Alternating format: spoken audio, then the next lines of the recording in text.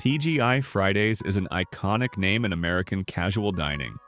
For decades, the brand has been synonymous with classic menu items like loaded potato skins and mozzarella sticks, creating fond memories for patrons across the United States and beyond. Since opening its first international location in England in 1986, TGI Fridays expanded to dozens of other countries, even becoming the first American restaurant chain of its kind to open in Moscow, Russia. Despite this rich history and global reach, the brand has struggled to maintain its former glory, leading to significant declines in recent years. In this video, we delve into the factors that contributed to TGI Fridays' decline, offering insights into the challenges faced by a once flourishing restaurant empire. We will examine the origins of the chain, its cultural impact, and the critical missteps that have brought it to its current state. Before we go on, please hit the like button and subscribe. This is the best way to support the channel and help others find this video. In 1965, TGI Fridays began as a bold experiment. Alan Stillman, a perfume salesman in Manhattan, noticed an untapped market. Bars at the time were predominantly male spaces, and Stillman recognized an opportunity to create a more welcoming environment for both men and women. Is it fair to say you got into the business because you wanted to meet women? Absolutely fair. Not only fair, but accurate and true. And it worked. He borrowed $5,000 from his mother to transform a traditional bar into a lively social hotspot. The space featured brighter decor, abundant greenery, and what would become the iconic red and white striped uniforms. The concept was a resounding success. Lines formed outside the original location, inspiring imitators and establishing a new category of nightlife: the singles bar. By the early 1970s, the chain had expanded to Memphis, Tennessee, and Dallas, Texas, cementing its reputation as a trendy urban destination. However, cultural shifts in the mid-1970s posed challenges to the singles bar concept. Recognizing the need for reinvention, TGI Fridays pivoted toward a broader audience, embracing the burgeoning casual dining trend. The chain rebranded itself as a family-friendly establishment, introducing an expanded menu that included signature items like potato skins.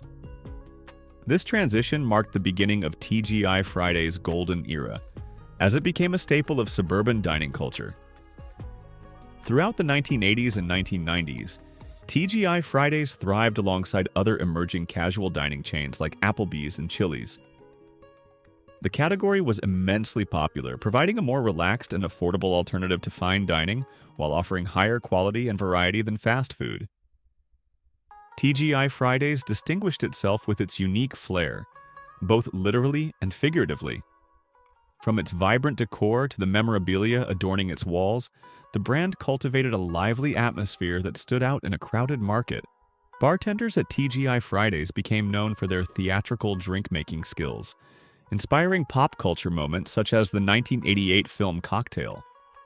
The chain even hosted World Bartender Championships and attempted to elevate bartending to an Olympic-level sport. Despite these efforts, competition intensified. New chains emerged, offering similar menus and experiences, diluting TGI Fridays' unique appeal.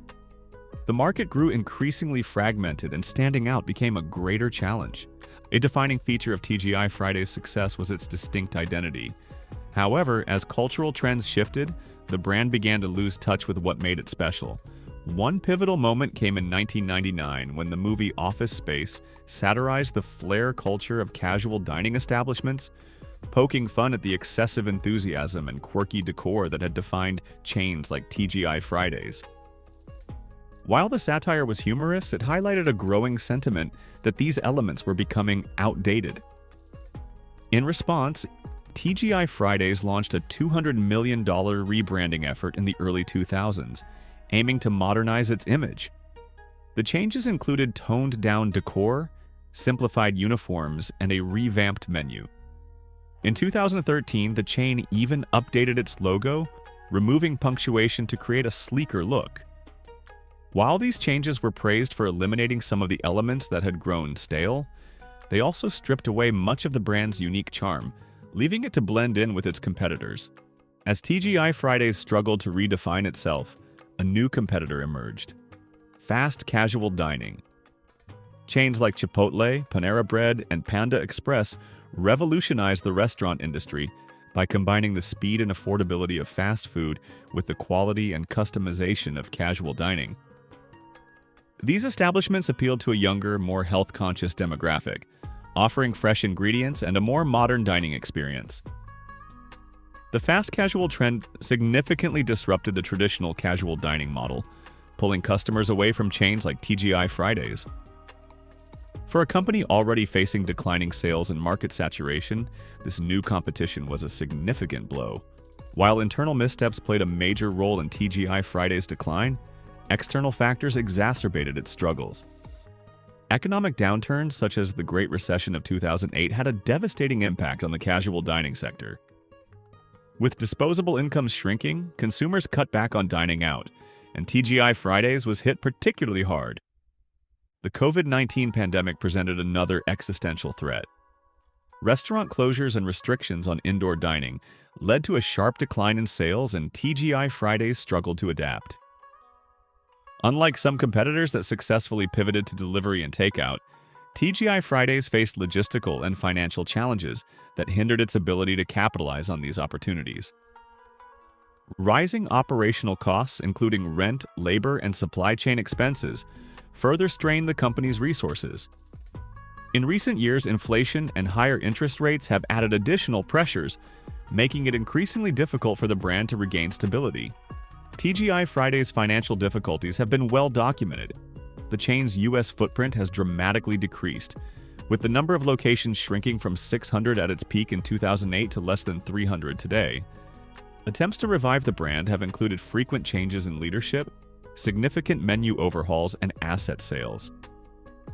In 2024, the company sold licensing rights for its grocery store products to Kraft Heinz and announced plans to sell its company-owned restaurants to franchisees to pay off mounting debt. These moves reflect a reactive strategy, focused on short-term survival rather than long-term growth. The decision to sell assets and rely heavily on franchising has limited the company's ability to control its brand and operations, further complicating its path to recovery. The story of TGI Fridays offers valuable lessons for the restaurant industry. At its core, the brand's struggles stem from a failure to adapt effectively to changing market conditions while preserving its unique identity. In a crowded and ever-evolving industry, maintaining a clear and compelling brand image is crucial. Moreover, TGI Fridays' experience underscores the importance of innovation. While the chain was a pioneer in its early years, it eventually fell behind its competitors, both in terms of menu offerings and operational efficiency. The rise of fast casual dining illustrates the need to anticipate and respond to emerging trends, rather than reacting after the fact. Finally, the brand's financial troubles highlight the dangers of over-leveraging and relying too heavily on asset sales. Sustainable growth requires a balance between expansion and financial stability, as well as a willingness to invest in the future. Despite its challenges, TGI Fridays remains a recognizable name with a loyal customer base. With the right strategy, there is potential for a revival. This would require a renewed focus on innovation, a clear definition of the brand's identity, and a commitment to meeting the needs of modern consumers. The decline of TGI Fridays serves as a cautionary tale, reminding us that even the most iconic brands are not immune to failure. By learning from its missteps, the restaurant industry can better navigate the challenges of an increasingly competitive and dynamic market.